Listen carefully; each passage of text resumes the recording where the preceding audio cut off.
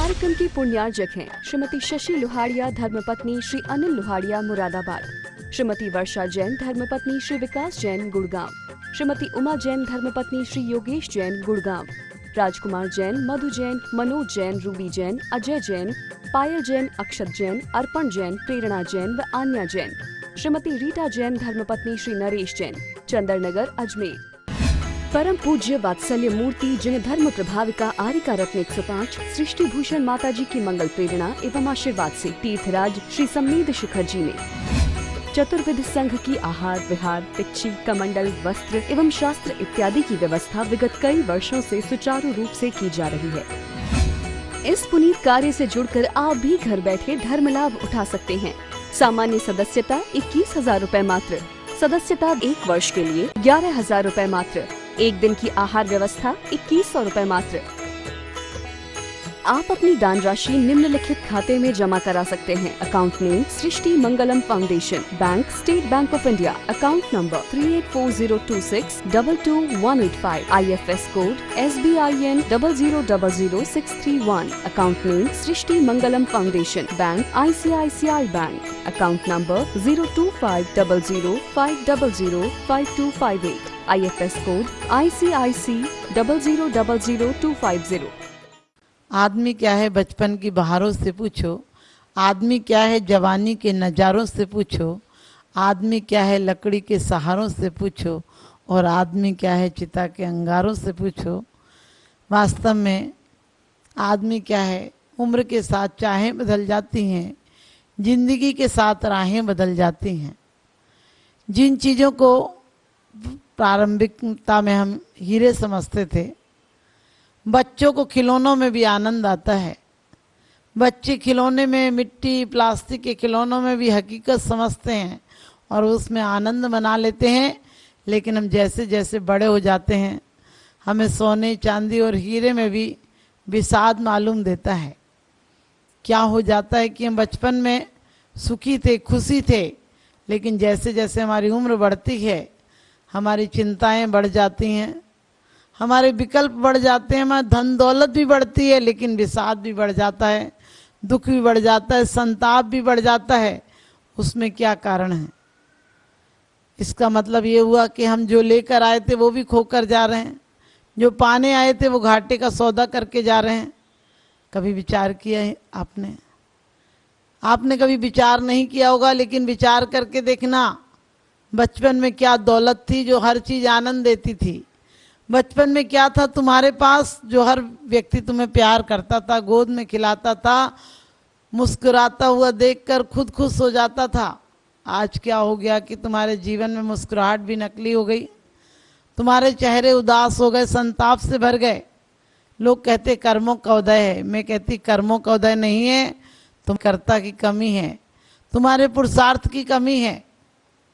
तुम बचपन में सरल थे, सहज थे और कुटिलता नहीं थी, कसायों ने तुम पर हावी नहीं हुई थी कसाएं। आज जैसे जैसे बड़े हो रहे हो, तुम्हारी सरलता सहजता खोती जा रही है, बनावटता आती जा रही है, और उसका कारण है कि तुम विषाद में घिरे हो। यदि कोई व्यक्ति बचपन में बहुत बुद्धिमान और बूढ़ा होकर बेवकूफ़ हो जाए, पागल हो जाए, तो आप कहते हो कि ये तो बहुत अच्छा था, ऐसे कैसे हो गया? अपनी ज़िंदगी के बारे में भी सोचा करो कि तुम जब इतने अच्छे थे तो ऐसे कैसे हो गए।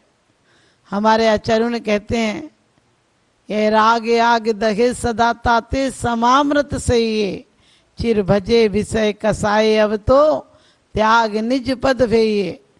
लोग कहते पंचम काल में सुख नहीं है, मैं कहती हूँ सुख है, लेकिन तुम्हें शक्ति का संचय करना नहीं आता है। तुम राग की आग में जल रहे हो।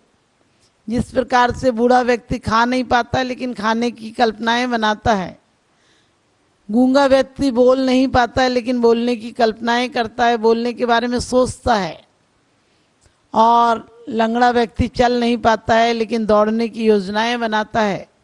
इसी प्रकार से आज का शक्तिहीन व्यक्ति भोग नहीं पाता है, भोग की तो शक्ति ही प्राप्त नहीं कर पाता है, लेकिन भोग की आकांक्षा बनाता है।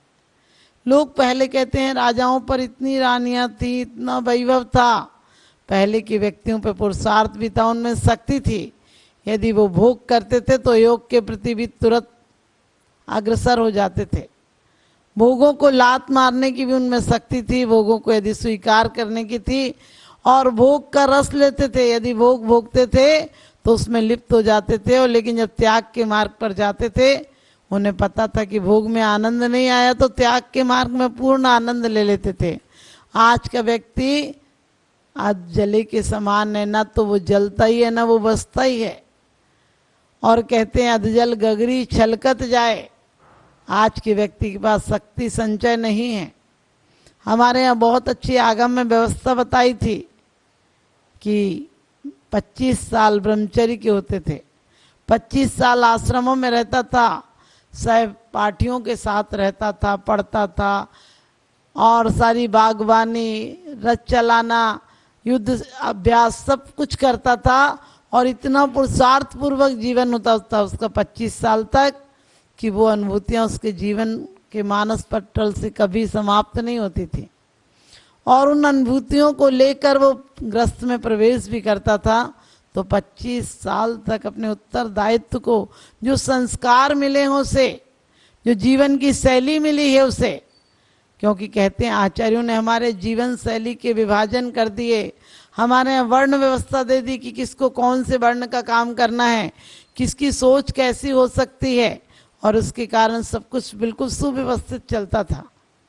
और जीवन का क्रम भी ऐसा ही था कि पहले ब्रह्मचर्य, फिर गृहस्थ आश्रम, फिर वानप्रस्थ, फिर संन्यास, 25-25 साल का विभाजन किया था कि यदि गृहस्थ आश्रम में भी आता था तो शुरू इतनी कठिनाई के दिन होते थे, लेकिन वो कठिनाई भी पुरुषार्थ के दिन होते थे, शक्ति की प्रबलता के दिन होते थे कि उसे प्राप्त कर कर भी वो सोचता था कि वह आनंद है, क्योंकि अपनी उठती ऊर्जा का पूरा विकास करता था, पूरा शक्ति का व्यय करता था, और शक्ति संचय के दिन होते थे, संस्कार संचय के दिन होते थे। और उसके बाद यदि गृहस्थ आश्रम था तो अपने बच्चों को, अपने आने वाली पीढ़ियों को भी सही संस्कार देता था। आज के युग में लोग बच्चे पढ़ने लगे हैं, पहले पढ़ने के लिए लड़ते थे। एकलव्य का आपने दृष्टांत सुना होगा कि द्रोणाचार्य ने उन्हें शिक्षा नहीं दी थी, लेकिन वो पढ़ने के लिए इतने उत्सुक थे, शिक्षा के लिए, ज्ञान कला के लिए इतने उत्सुक थे, शस्त्र चलाने की कला के लिए इतने, कहना चाहिए, समर्पित थे कि उन्होंने गुरु की प्रतिमा बनाई और उससे भी विद्या सीख ली थी। आज साक्षात गुरु विद्या नहीं दे पा रहे हैं। कभी विचार किया, क्योंकि गुरुओं में गरिमा नहीं रही। पहले का गुरु गंभीर होता था, कहा है भी कि ये तो वो जहाज हैं जो अपने आप भी तरते हैं और दूसरों को भी तार देते हैं, और कहा है कुगुरु हैं जो पत्थर की नाव है, स्वयं भी डूबते हैं और दूसरों को भी डुबा देते हैं। आज यही दिक्कत हुई है। पहले हमारा परिवार में हमारे बुजुर्ग दादाजी, दादी जी आदि भी वैराग्य से ओतप्रोत होते थे। शाम के समय अपने बच्चों को बैठाकर कुछ अच्छी कहानियां सुनाते थे, कुछ प्रार्थनाएं, कुछ विनतियां, कुछ स्थितियां बच्चों को रटा देते थे। और रटा ही नहीं देते थे, बच्चों को लोभ भी देते थे, तुम मंदिर जाओगे तो पैसे मिलेंगे, तुम ये चीज़ याद करोगे तो पैसे मिलेंगे, और बच्चे खेल खेल में उन चीज़ों को याद कर लिया करते थे। पहले जो खेल भी होते थे वो भी पुरुषार्थ पूर्वक खेल होते थे, गिट्टे आदि खेलते थे, उछलने का, रस्सी कूदने का, सब पुरुषार्थ की खेल थे। आजकल कंप्यूटर पर, मोबाइल पर गेम चल गए, सिर्फ आंखें और मस्तिष्क को विकृत करने के संस्कार मिलते हैं। उनमें क्या देखते हो, मार पीट, एक दूसरे की छीना झपटी, एक्सीडेंट आदि, ये सब तो देखते हैं बच्चे। अब यदि इतने बार कृत देखेंगे तो एक बार कर भी लेंगे तो क्या बड़ी बात है। इसलिए हमारे आचार्यों ने कहा है कि बुजुर्गों को, हमारे माता पिता को इतना संस्कारित होना चाहिए कि बच्चे उन्हें देखकर उनका अनुपालन करके, उनका अनुसरण करके अपने जीवन को परम लक्ष्य तक पहुंचा सकें। लेकिन आज क्या करोगे, बाप खुद ही पिक्चर देख रहा है, बाप खुद क्लब में जा रहा है तो बेटे को कैसे कहेगा कि मंदिर जा। बाप जब जिसकी जड़ खोखली होगी तो पौधा क्या हरा होगा, और खोट जब सोने में होगी तो कंगन क्या खरा होगा। बाप खुद ड्रिंक करेगा तो बेटा क्या छान के पानी पिएगा। हमारे आचार्यों ने कहा इसीलिए कि माँ बाप को संस्कारित होना चाहिए। भले वो गरीब घर में पैदा हो कोई बड़ी बात नहीं, क्योंकि कार हर अमीर बाप दिला सकता है अपने बच्चों को, लेकिन संस्कार हर माँ बाप दिला सकते हैं। और हमें चाहिए भी कि हम अपने बच्चों को संस्कार दें, उन्हें जीवन शैली दें। आज बच्चे की हर जिद आप पूरा कर देते हैं, बच्चे बात बात पर झगड़ते हैं, रोते हैं, चीखते हैं, ईर्ष्या करते हैं, आप उस पर भी मनाने की कोशिश करते हो। अरे बच्चों को शुरू से वो संस्कार डालो, क्योंकि अब आने के बाद पक्के हो गए घड़े, अब नहीं सुधरेंगे।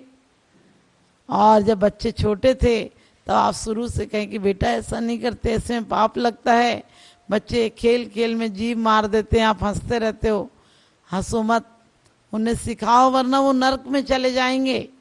क्योंकि यदि आप 8 वर्ष तक बच्चों को शिक्षा नहीं देते हैं तो माँ बाप उत्तरदायी तो उस पाप के लिए, लेकिन 8 वर्ष तक शिक्षा नहीं दी गई, वो 80 साल तक बच्चा हिंसक ही रहेगा।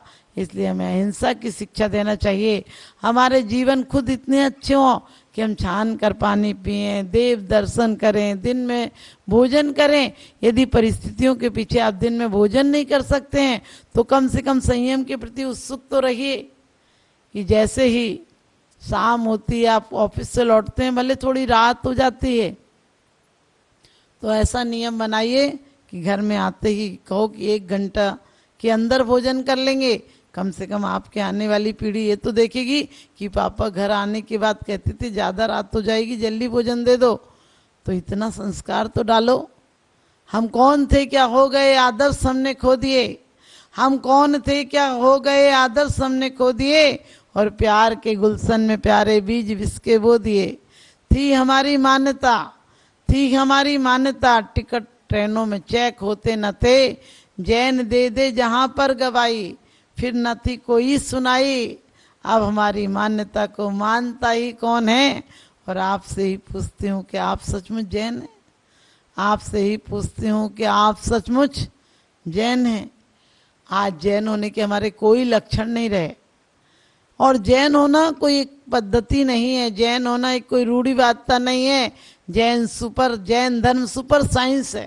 सृष्टि मंगलम बन के संगठन देता यह पैगाम है। सृष्टि मंगलम बन के संगठन देता यह पैगाम है। संघ चतुर्वेद की सेवा श्रावक का धर्म प्रधान है।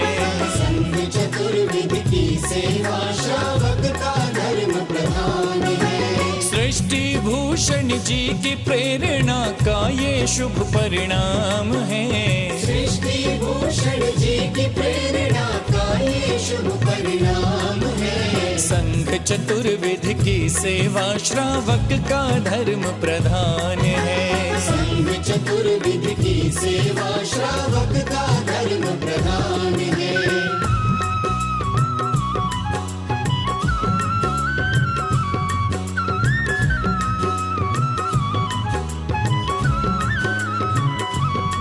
मारे सा मारे नी मनि सदा मरे नी सा। मारे सा मारे नी मनि सदा मरे नी सा। त्यागी वृंद के आहार दान है तू जो सदा संकल्पित है। वर्षों से संकल्पित है। आदिनाथ सृष्टि आदर्श सेवा समिति संचालित है। सेवा समिति संचालित है। संवेद शिखर में शोभित साधु सेवा में समर्पित। संवेद शिखर में शोभित साधु सेवा में समर्पित।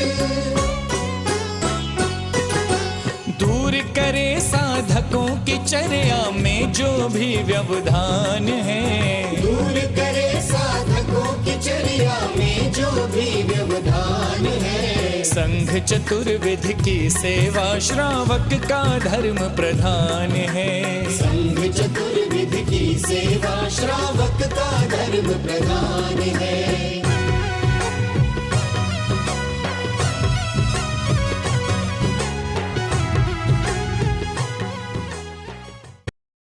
तीर्थ क्षेत्रों पर साधु संतों की योग व्यवस्था न होने के कारण से उन्हें नाना प्रकार से आकुलता व्याकुलता का सामना करना पड़ता था। 1988 में आचार्य समसागर जी का आगमन हुआ, उन्होंने यहाँ व्यवस्था देखी तो उस समय त्यागीवती आश्रम की स्थापना की गई और उसी के कुछ समय पश्चात में 12 वर्ष निकलने के पश्चात में उनकी ही शिष्य की शिष्या षष्ठी भूषण माता जी का आचार्य श्री समसागर त्यागीवती आश्रम में वर्षा योग हुआ, चातुर्मास हुआ। उन्होंने देखा कि एक मुनिराज पर्वतराज की वंदना करके आए, 2 बज गए, 2:30 बज गए, उसमें उनकी किसी प्रकार से आराध्य की व्यवस्था नहीं हो पा रही थी।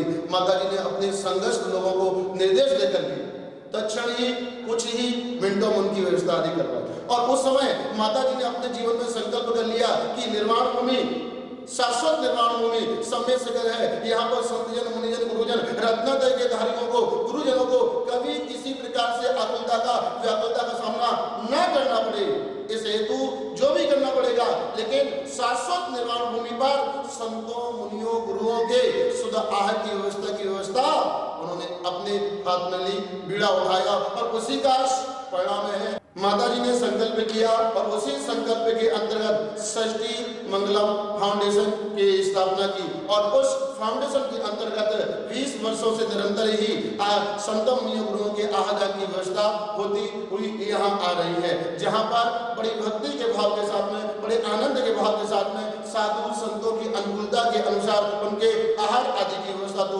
हुआ ही करती है। आप अपनी दान राशि निम्नलिखित खाते में जमा करा सकते हैं। Account name Srishti Mangalam foundation, bank state bank of India, account number 384026222185, IFS code SBIN 0000631, account name Srishti Mangalam foundation, bank ICICI bank, account number 0250050052258, IFS code ICIC 0000250। इस कार्यक्रम के पुण्यार्जक हैं श्रीमती जैनमती जोरावमल पहाड़िया जैन, मलाड, मुंबई। श्रीमती विमला देवी जैन धर्मपत्नी स्वर्गीय श्री सत्यभूषण जैन, पुत्र श्री जिनेन्द्र जैन, श्री राजेश जैन, श्री राकेश जैन, श्री दिनेश जैन, हांसी, हरियाणा। श्रीमान हरीश लता जैन बागड़ा, मानसरोवर, जयपुर, राजस्थान। श्रीमती त्रिशला जैन धर्मपत्नी श्रीमान ओम प्रकाश जैन, नोएडा, पुत्र श्री मयंक कुमार जैन, एडिलेड, ऑस्ट्रेलिया। श्री रमेश लाल चूरण लाल जैन, सौभाग्यवती सरोज रमेश लाल जैन, शिरपुर, धुलिया, महाराष्ट्र। पुत्र Shri Jayesh Jain, Houston, Texas, America.